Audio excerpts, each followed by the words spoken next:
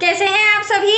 I hope अच्छे होंगे, right. चलिए, मैं योगिता प्रजापति यूट्यूब चैनल पे आप सभी बच्चों का स्वागत करती हूँ और आज मैं आपके लिए लेके एक्सरसाइज 5.3 का क्वेश्चन नंबर 14 जो कि इंपॉर्टेंट है, एग्जाम में 100% पूछा जाता है। ठीक है, तो ध्यान से समझिएगा बच्चों, और अगर समझ में आ जाए तो लाइक शेयर करना मत भूलिएगा, और अगर मेरे चैनल पर नए हैं तो सब्सक्राइब जरूर कीजिएगा। ओके, तो चलिए करें स्टार्ट। देखिए क्या कहना है इस क्वेश्चन में, इंपॉर्टेंट क्यों है। देखो बच्चों, 0 और 50 के बीच की विषम संख्याओं का योग ज्ञात कीजिए। योग ज्ञात करना है मतलब कि हमें एसएन फाइंड करना है। एक चीज तो क्लियर हो गई। ठीक है, अब क्या कहा गया है, 0 से 50 के बीच की विषम संख्या है। अब विषम संख्या क्या होती है, थोड़ा सा हिंट ले लीजिए, बेसिक पॉइंट समझ लीजिए। ठीक है, अगर आपको पता है तो कोई बात नहीं, नहीं पता है तो फिर से समझ लीजिए।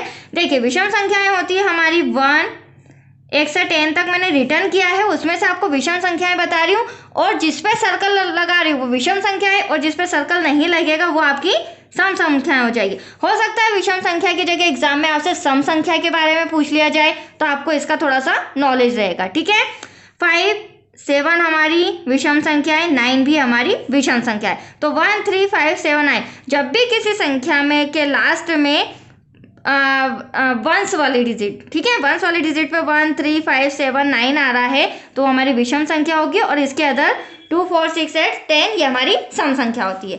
अब देखो हमें क्या कहा गया है, 0 से 50 के बीच।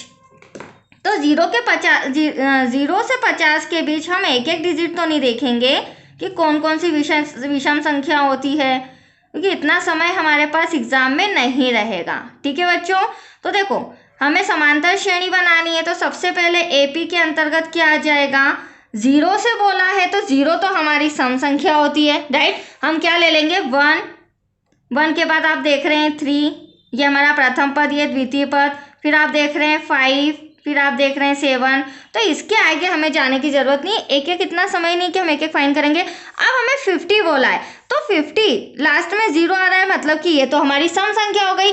बट इससे छोटी अगर मैं डिजिट ले तो वो होती है 49, और यहाँ पर क्या आ रहा है, 9 हमारा विषम होता है बच्चों, तो दैट्स ये लास्ट डिजिट हमारी आखिरी संख्या 49 हो जाएगी।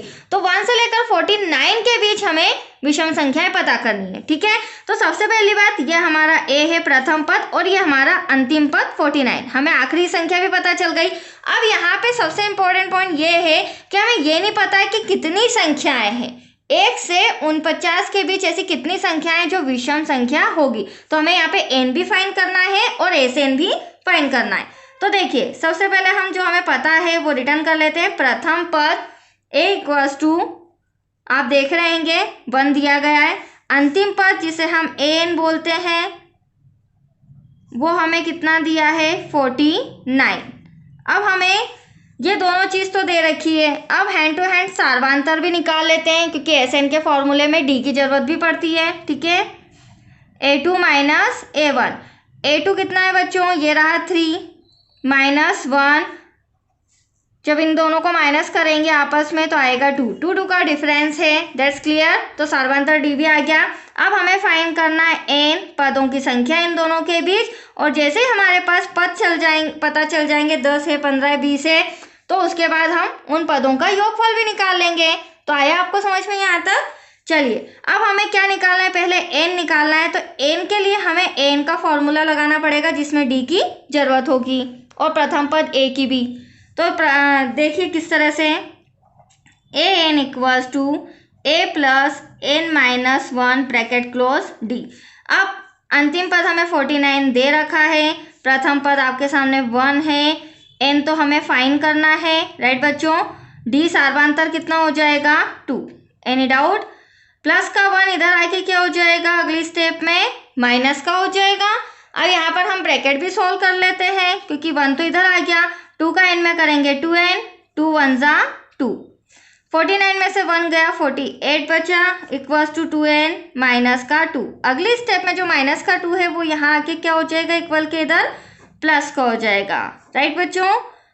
48 to 50 इक्वल्स टू 2n। अब हमें तो n फाइंड करना है, तो 2 जो है वो डिवाइड में आ जाएगा, 50 डिवाइड में 2, 50 का हाफ कितना होता है, 25।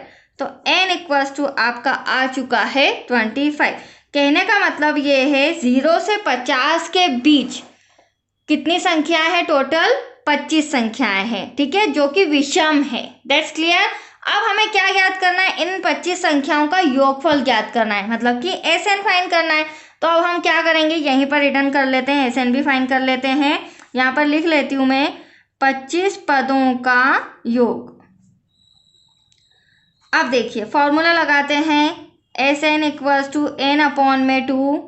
अब यहाँ पर देखो मैंने आपको 2 फॉर्मूले बताए, बट एक फॉर्मूले के लिए हिंट दिए, यदि हमें सम के अंदर प्रथम पद दिया हो और अंतिम पद दिया हो तो हम SN का छोटा वाला फॉर्मूला यूज करेंगे। That's clear. तो यहाँ पर मुझे दोनों अवेलेबल है, तो यहाँ पर मैं प्रथम पद A भी लिख देती हूँ प्लस अंतिम पद AN। अब देखिए टोटल पद कितने हैं, 25 डिवाइड में 2। प्रथम पद हमारा 1 है, अंतिम पद हमारा 49 है। यहाँ 25 का 2 में डिवाइड कर नहीं सकते, पॉइंट में आएगा और पॉइंट में हमें आंसर नहीं चाहिए। यहाँ पर क्या हो जाएगा, प्लस 49 और 1 कितना हो जाएगा बच्चों, 50। कैंसिल करेंगे तो वही बात हो जाएगी, 50 का हाफ 25 हो जाएगा। अब यहाँ पर 25 मल्टीप्लाई बाय 25, मतलब कि 25 में 25 का हमें गुणा करना है, तो 25 का स्क्वायर क्या होता है, 625। तो यह आया हमारा 25 पदों का योगफल, और वो योगफल किस चीज का है, 25 विषम संख्याओं का योगफल आया है 625। That's clear. बहुत ही अच्छा सम था, इंपॉर्टेंट था, काफी डीप में समझाया है। तो प्लीज इसी तरह प्रैक्टिस करते रहिए और देखते जाइए, ठीक है बच्चों, अपने डाउट्स क्लियर करते जाइए। तो आज के लिए इतना ही, थैंक यू।